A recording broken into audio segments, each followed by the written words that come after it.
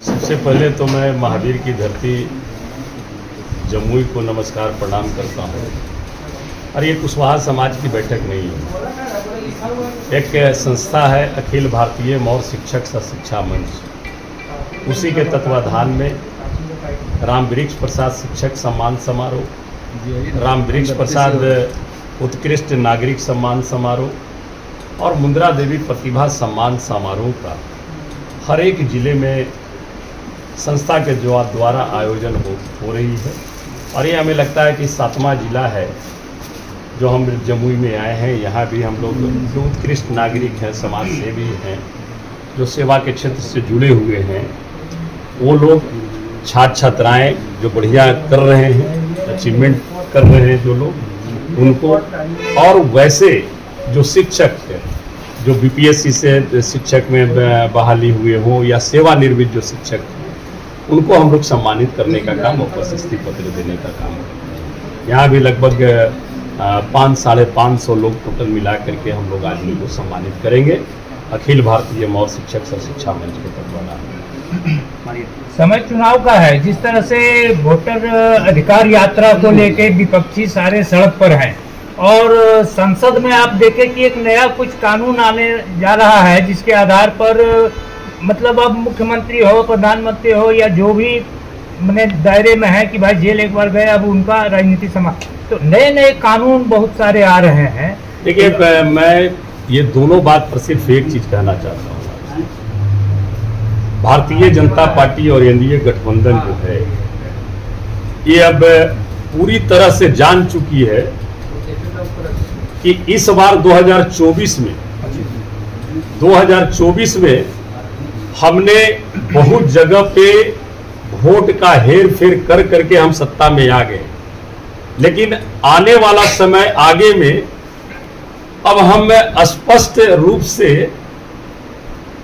सत्ता में नहीं आ सकते हैं। इसलिए ये 2-3 हथकंडा ये अपनाने का काम किया है। SIR और ये जो कानून लाए हैं कि जहां पर उनका जनमत हासिल नहीं होगा वैसे जगह पर इस कानून को हाथ में लेकर के, जिस तरह से अभी election commission Bharatiya Janata party का एक प्रकोष्ठ के रूप में काम कर रही है, उसी तरह से देश के जितने भी संस्थाएं हैं, आप देख रहे होंगे, पूरी देश और दुनिया देख रही है कि केंद्र सरकार की जितनी भी संस्थाएं हैं सरकारी, वो सबको अपने फायदे के लिए यूज कर रहे हैं।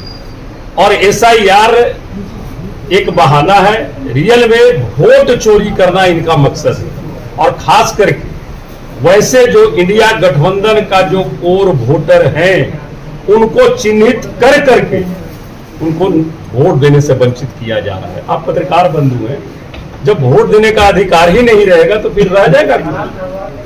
ये तो लोकतंत्र की हत्या है। और ऐसा नहीं, ये जमुई ही नहीं, ऑल ओवर बिहार में आप चले जाइए, किसी भी गांव में चले जाइए, वहां आदमी अपने घर में है लेकिन इलेक्शन कमीशन के लिस्ट में वो मृत है। वैसे एक गांव नहीं है, एक जिला नहीं है, बहुतों जिला, बहुत सारा प्रमाण है। हम लोग प्रमाण देने का काम करते हैं, लेकिन इलेक्शन कमीशन और सरकार उस पर जवाब देने का काम नहीं करती है। जवाब सरकार किस पर देगी? Election commission. जो Bharatiya Janata party election commission को लिख के देगा वही इलेक्शन कमीशन प्रेस कॉन्फ्रेंस के माध्यम से जवाब देगी। तो ये स्थिति है देश की। इसलिए हम लोग सदन में हमेशा मांग करते रहे कि आप SIR पर चर्चा करो। तो आखिर चर्चा करने से सरकार क्यों भागी?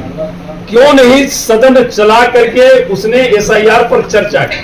ये एक बड़ा सवाल है, जवाब देना चाहिए उनको। सरकार है, हम विपक्ष में है तो हमारा ये दायित्व है सरकार को आईना दिखाना। हम आईना दिखा रहे हैं कि आप SIR पर चर्चा करो, हमारी मांग तो यही थी।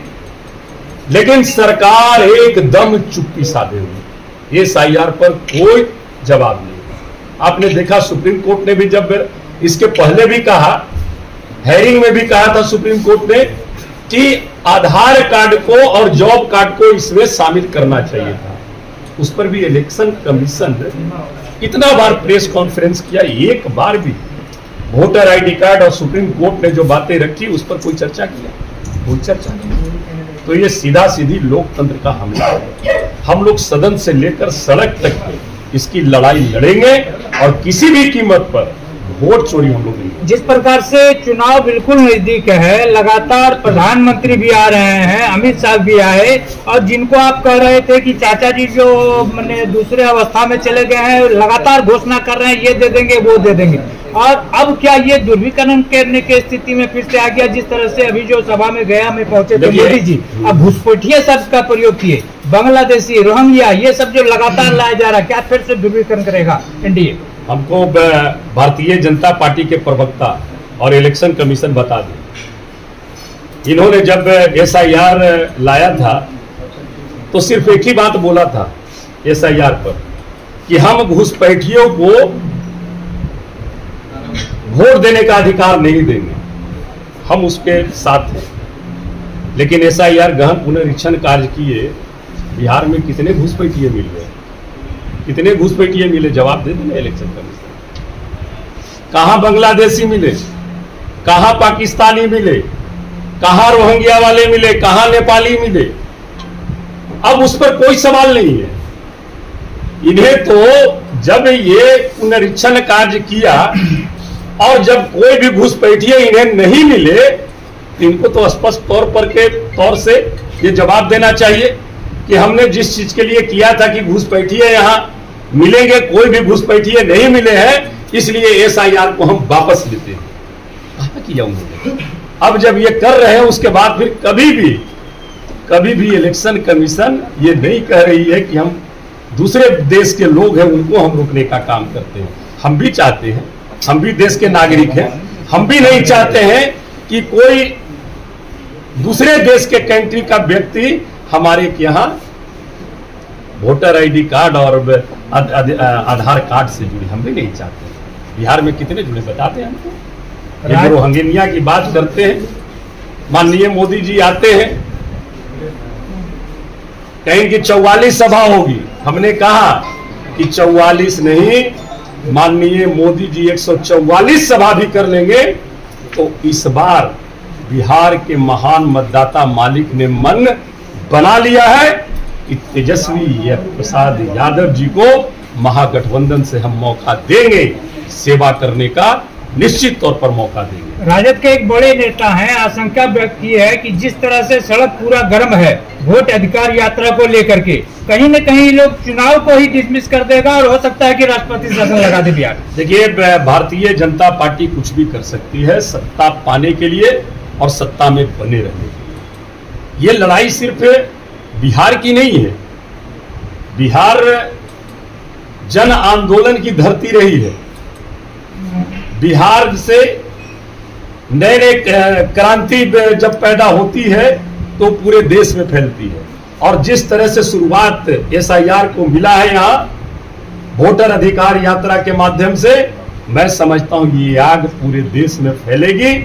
और ये जो लोकतंत्र के हत्या करने वाले लोग हैं, संविधान को बर्बाद करने वाले लोग हैं, जो आपसी भाईचारे को मिटाने का काम करने वाले लोग हैं, उनको निश्चित तौर पर बिहार ही नहीं देश की पूरी आवाम एक कड़ा जवाब दे। पहली बार बिहारियों ने देखा मोदी जी इस बार गमछा बड़ा तेजी से घुमा रहे थे हवा में। देखिए, अब आपको पता है इस सरकार ने देखिए इसकी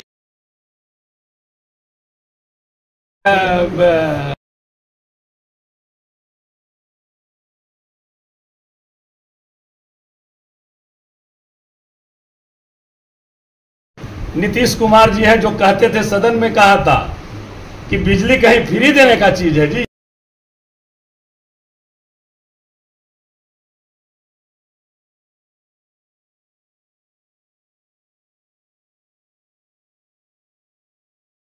कभी भी भाजपा में हम नहीं लेंगे नीतीश जी को, जब तक के कबाड़ेंगे नहीं तब तक के खोलेंगे नहीं। क्या क्या बात है, क्या क्या बोलते थे, हम लोग नहीं बोले, वही लोग बोलते रहे। अरे आप जान लीजिए, सारे चीजों को देश की और बिहार की महान मतदाता मालिक समझ चुकी है, और इसी से उनको सबसे बड़ी घबराहट एनडीए को इसी से है कि इस बार हमारी सत्ता बिहार से जाने वाली है। एनडीए के एक मंत्री हैं, उन्होंने कहा है कि जिस तरह से आपने अभी कहा कि पगड़ी जो बांध के हुए उनके ऊपर तेजस्वी यादव एक टीका टिप्पणियां किए थे, उनको चोर भी बोले थे और बदमाश भी बोले थे, जिसके बाद